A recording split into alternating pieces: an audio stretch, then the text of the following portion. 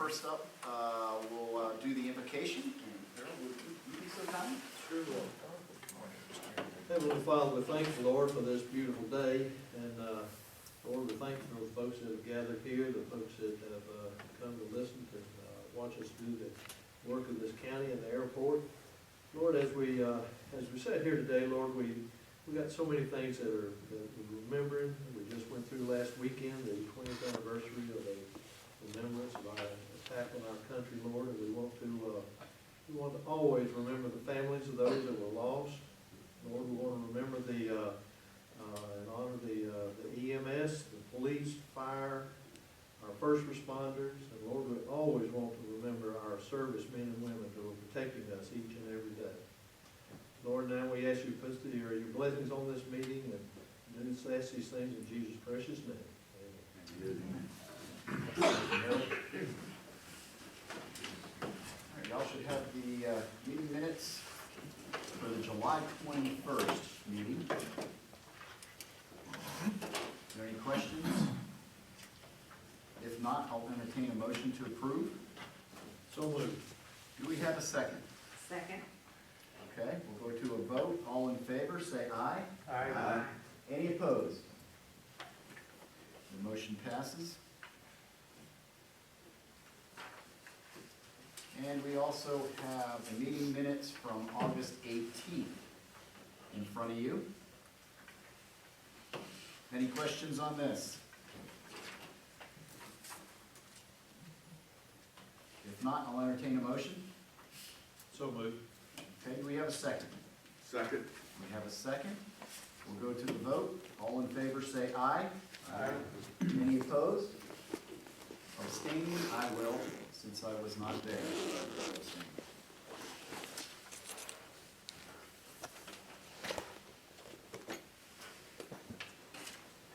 Next set of documents in front of you will be the financials. Do we have any questions?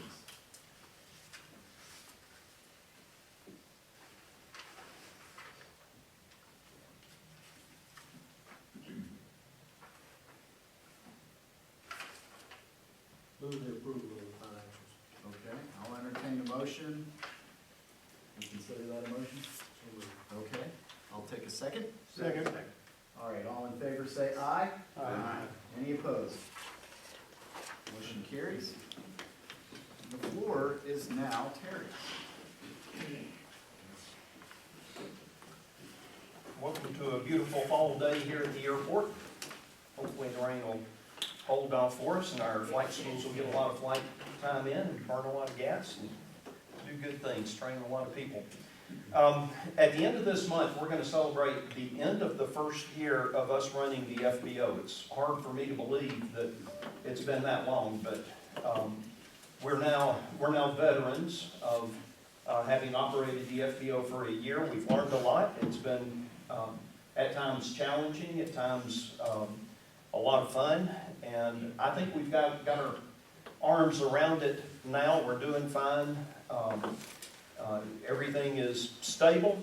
The airport is growing. We're beginning to get a few more tie-down customers outside. So if you can look out the window and see that a year ago we had 3 airplanes as permanent tie-down customers, and there was always a few transients in and out. So it's hard to look out the window and see exactly how many customers you really have unless you look at the data. But we've added a flight school.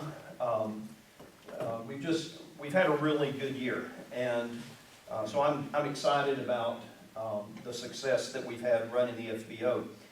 Jason Beavers was our weekend lineman, and he left us a couple of weeks ago to go do other things. We've hired Dimitri Gratz, young man about 19 years old, good young man, knows his way around airplanes, and he'll be our weekend lineman going forward. So we're happy to have him on board. Y'all all remember the experience that we had with Phoenix Air when Cartersville was paving their runway. We brought 20 big jets in and sold a lot of gas, and we're really busy here for a couple of months. And now we're back to normal, and now they're about to pave Carrollton.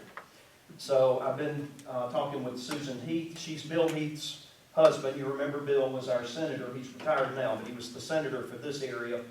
Very familiar with the airport, very good friends of aviation. And his wife Susan runs the Carrollton Airport, and we work very closely together. And so she and I have made arrangements for us to essentially do the same thing for them that we did for Cartersville, with the difference being these are mostly piston single operators and all private operators. They don't have the equivalent of a Phoenix Air there. So we'll have another period of 2 months. It's a 70-day project scheduled to start on 1 October. So we will expect to see probably 20 to 30 extra, mostly piston singles, parked out on the ramp, hopefully doing a lot of flying and buying a lot of gas. So when you see the extra airplanes in October and November, that's what's going on there. And this is all the result of a study that GDOT and the FAA did about 3 years ago, where they came out and they actually inspected every runway in the state of Georgia, and they earmarked those that needed to be refurbished and made lots of money available for the airports whose runways were not in as good a shape as ours are. And so they're going around, they did Thomaston a couple of weeks ago, Cartersville was earlier in the spring, Carrollton is now. I'm not sure how many other airports in our area are scheduled to get runway repaving, but it's just really good to me to see GDOT and the FAA spending that kind of money investing in the longevity of our airports and looking that far into the future to say we've got to maintain our runways, we've got to keep this asphalt and concrete, whichever you have. We've got concrete. A lot of the airports our size have asphalt. But that's all very positive, and we have a hand in that by being able to be a reliever for those airports that are going through that refurbishment. Last thing I want to update you on is the sewer. So you know that we have an FAA grant to design the sewer connection to the city of Dallas, which is going to run from manhole 73 at the end of their sewer line out here, about 1,500 feet. To the manhole right before our lift station. There are 2 manholes side by side outside this window. And the far one has the lift station in it. The other one is the termination point of our trunk line that runs parallel to the apron out here. And for the past year, Scott Green and I and the Technical College System of Georgia and Croy Engineering and Croft, all of the engineers who are involved in the design of the school, have been having discussions about how best to deliver sewer services to the Chattahoochee Technical College. And we have now brought in the city of Dallas because they will be the ultimate provider. Last month we met with Mayor Kelly, Brandon, who runs their utilities, a couple other folks, Kendall Smith, I think, was in that meeting. Scott Green was there. Harold, I think you were in that meeting, or the one that followed. I can't remember which one of those. You might have been at both of them. Were you at both of those? First one. Okay, the first one. And so the bottom line is that we have had 2 contending options. One is what we call the north route, where we basically run the path, the road bed of the new Airport Parkway extension to the school. The other is they drop down and pick up our trunk line out here at the flagpole, basically, and run down here and tie into the city of Dallas that way. The bottom line is it's been determined that it's way cheaper to take in the existing trunk line, and it's also going to be a lot faster than waiting for all of this dirt to move and all of the risk and timing and whatnot that goes with that. And so the consensus today amongst all of the architects and engineers is that the school needs to run down the driveway to the flagpole, jump over and connect to that end of the sewer line, our sewer line, run to here, and then tie into the city of Dallas.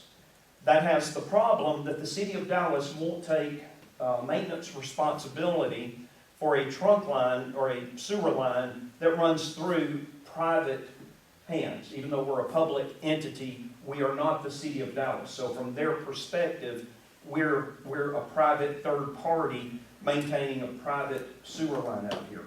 So what that means is we're going to need to upgrade our sewer line to City of Dallas standards, and I'll tell you what that means in just a minute, and do all of the acceptance testing as though we were any subdivision in Mauldin County.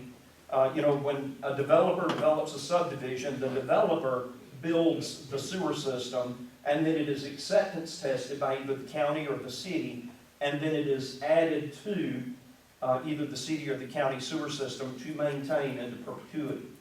And we're going to follow that model.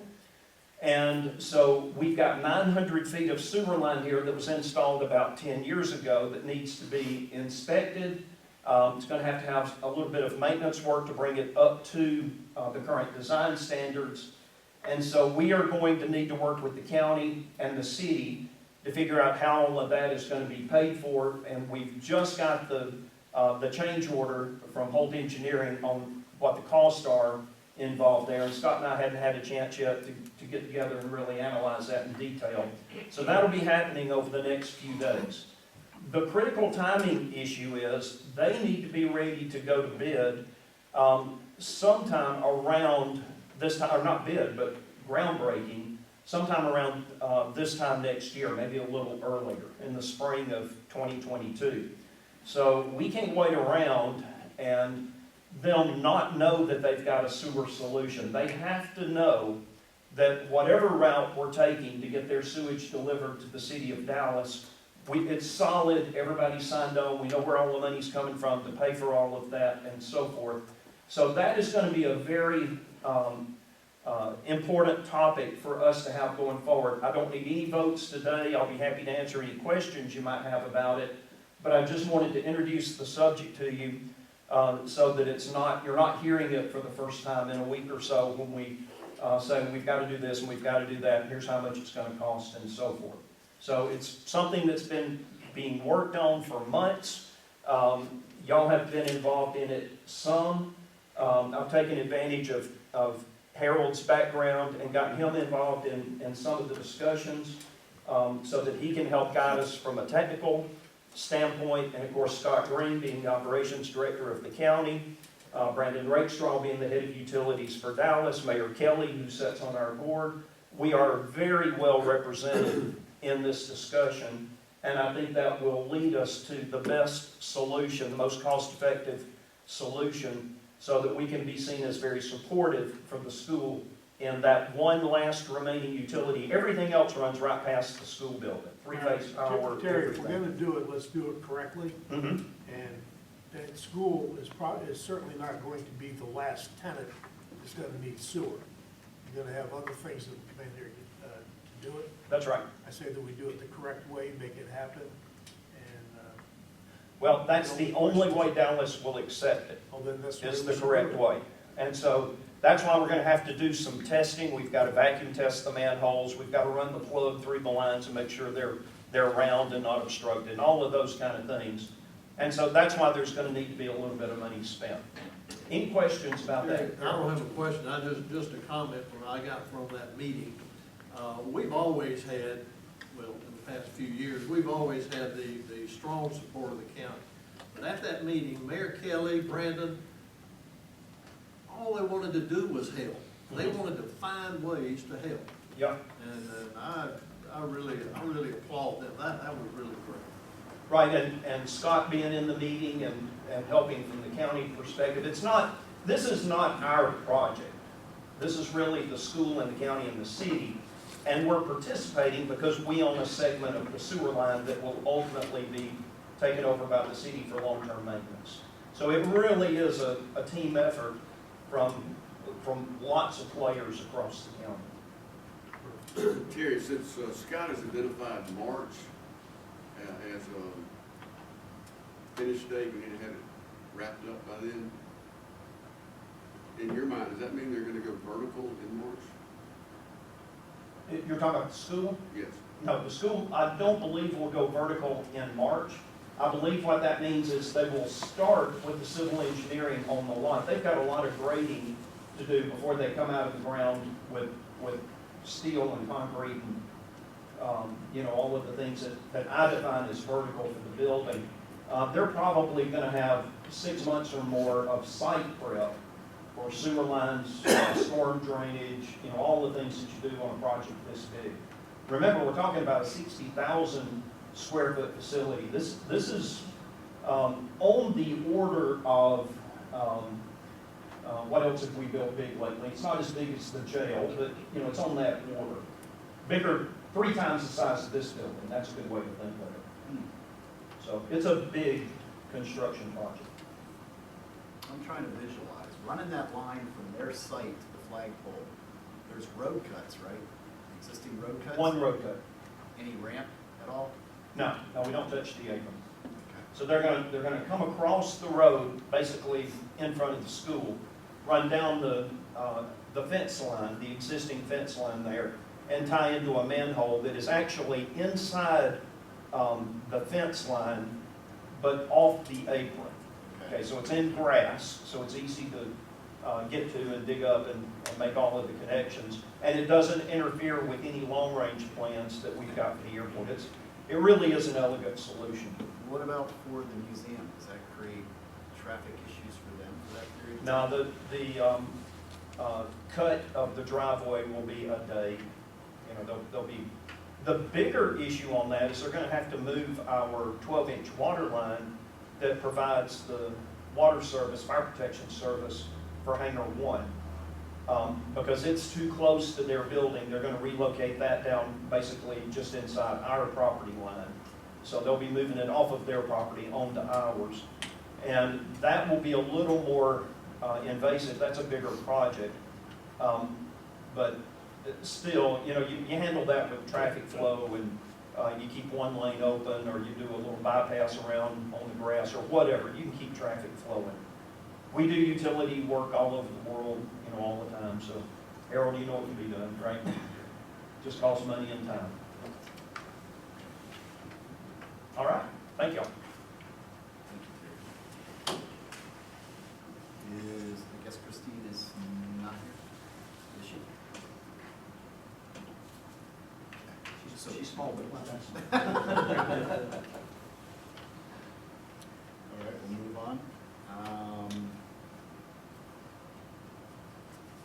We don't have a copy of this in front of us, but it was sent to us previously. The special event, no, the motion to approve the lease for the Piper Conference Room for Sunday services for the New Beginnings Church effective 1 November. You want to speak to that a little bit? Yes, let me explain what's happening here. So New Beginning Church is a small church. They've got about 15 or 20 members, and they were tenants here up until about 1.5 years, 2 years ago. And they found another facility. They moved into that facility, and that's where they've been meeting for all of this time. And then we rented this space to Faith Community Church, who has now graduated and acquired property, and they'll be moving out probably around the end of October. A little bit of timing to work out as far as when does Faith Community Church move out and New Beginnings move in. But this is a tenant that we're very familiar with, very comfortable with, and they are not near as big as Faith Community Church, and they don't need the entire building. That's why the rate is a lot lower. They're only going to rent this one room. But they do have a unique request that I need y'all to consider. They actually have a baby grand piano. I haven't seen it in person, but I've seen pictures of it. It looks like it's in really good shape. And their question is, would we let them put it in the area in our balcony over here? And I think it would class the joint up a lot.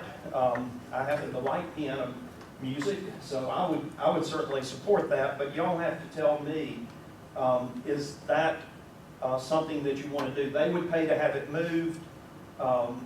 We would be able to use it, but it would be their piano, but it would be located in that area out there. So you don't have to vote on that part of it today, but at some point, they will be coming to you and saying, hey, you mind if we keep our baby grand piano here while we're your tenant? You know, can we use it? Absolutely. That was my And first what I'm question. thinking of, you know, the chamber had an event here, and they had their food set up out here and everything, and someone playing that thing, just light music, To me, it would add to that. Yeah. I was already. I just gotta find someone to play it. Oh, Frank just raised his hand. I can't play, but I look good sitting there. As a player, I can set run. So Terry, who's responsible if it happened to get damaged? We would have to work that out.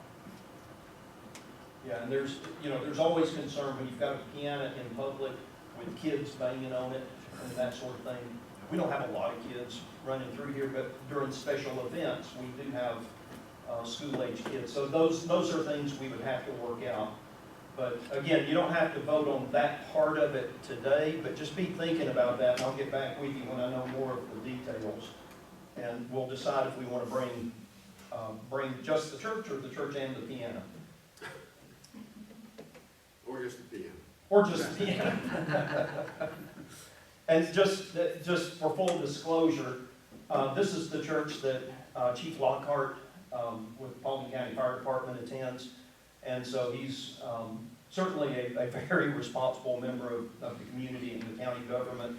And so, you know, I tease him because the churches always like to have a key. Well, he's got the Knox box key. He can get into any building in Paulding County he wants to anyway. So we can't keep him locked out if we wanted to. So it would certainly be in good hands. So it's not a no-go for new beginnings if we don't allow the piano? Correct. Okay. Yeah, that's just a special request if they become tenants here. Any other questions? Okay. If not, I'll entertain a motion. So moved. Do we have a second? Second. All right, we'll go to a vote. All in favor of approving the lease of the Piper Conference Room for Sunday services to New Beginning Church effective 1 November, say aye. Aye. Any opposed? Motion carries, none opposed. Next up on our agenda, entertain a motion to delegate special event approval authority to the airport director for events that involve only general aviation operations and use less than 25% of available ramp space. Do you want to talk a little to that point? So the museum is about to start an intensive fundraising campaign to raise money for their hangar that they're going to build outside here. You don't know where the hangar is going to be located. And we, of course, support that. We want them to get this hangar built, and we want to see it here. And they're having all kinds of storm burning, what do you call it, brain burning? Brainstorming. Brainstorming, thank you. Ideas on how to raise money, and they involve things like Taco Tuesday and a day at the museum or a night at the museum, those kinds of things.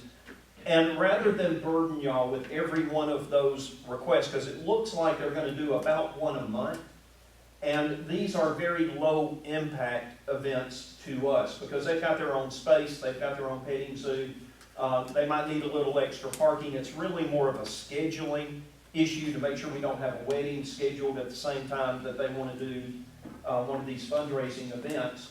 And so my recommendation is you just allow me, if it meets this criteria, they're not bringing in the B-17, you know, it's not a major fly-in, it's not something that's going to interfere with our day-to-day operations, that you allow me to go ahead and say yes or no on those activities so that y'all can be freed up for more important things. Because otherwise, I think you're going to be entertaining a couple of these a month, maybe, and each one will have to have somebody come in and represent it, you know, how we do for special events.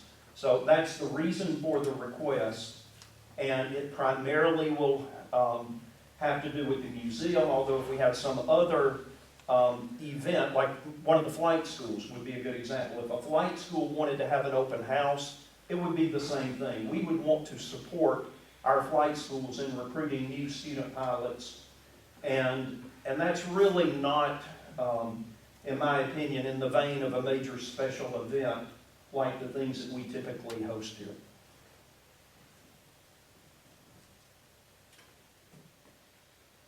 We'd still get visibility on these events, correct? Sure. Make a motion to approve. Give Second. a second, okay. We'll go to a vote. All in favor, say aye. Aye. Any opposed? Motion carries. I'll entertain a motion to enter into executive session for real estate and litigation. So moved. A second? Second. All right. All in favor, say aye. Aye. None are opposed, and we will adjourn the executive session. All right, we'll go ahead and report back in from the executive session. No actions were taken. This will open it up to comments or questions. Anybody have any comments or questions at this time? If not, I'll entertain a motion for meeting adjournment. So moved. Okay, we have a second.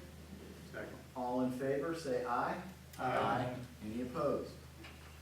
Motion carries. We are adjourned. Thank you for attending.